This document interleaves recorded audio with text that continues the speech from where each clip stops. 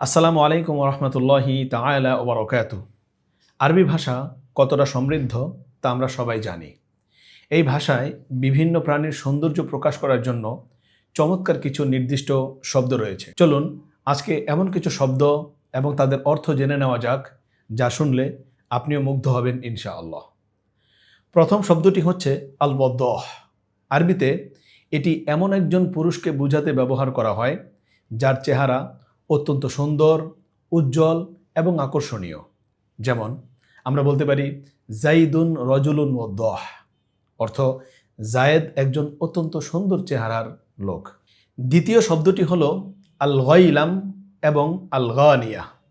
কোনো নারী যদি অসম্ভব রূপবতী ও সুন্দরী হন, তবে তাকে প্রকাশ করতে আরবিতে আল গাইলাম অথবা আল গানিয়া শব্দটি ব্যবহার করা হয়।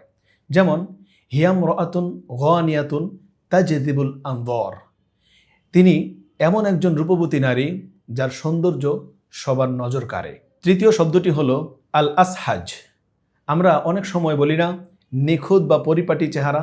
আরবিতে আল আসহাজ বলতে এমন একটি চেহারাকে বোঝায় যা একবারে সুষম, মডারেট এবং দেখতে ভীষণ সুন্দর। যেমন রাআইতু তিফলান আসহাজাল ওয়াজহি, অর্থ হচ্ছে আমি একটি সুষম ও সুন্দর চেহারার শিশু দেখলাম। এবার আসা যাক প্রাণীদের কথায়। আরবিতে একটি অত্যন্ত সুন্দর, সুগঠিত এবং চমৎকার দৈহিক গঠনের ঘোড়াকে বলা হয় আল মুতাহহাম। যেমন রকিবাল আমিরু ফারসান মুতাহহামান, রাজপুত্র একটি চমৎকার, সুগঠিত, সুন্দর ঘোড়ায় চড়লেন।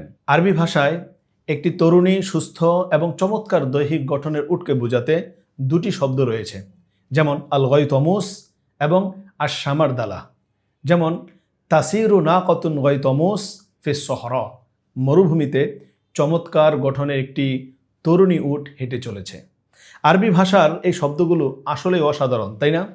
এমন আরও তথ্য জানতে আমাদের আন-নাফি একাডেমির সাথে থাকুন। আর ভিডিওটি ভালো লাগলে লাইক, কমেন্ট এবং আপনার প্রিয়জনের সাথে শেয়ার করতে ভুলবেন না। শুকরান, জাযাকুমুল্লাহ।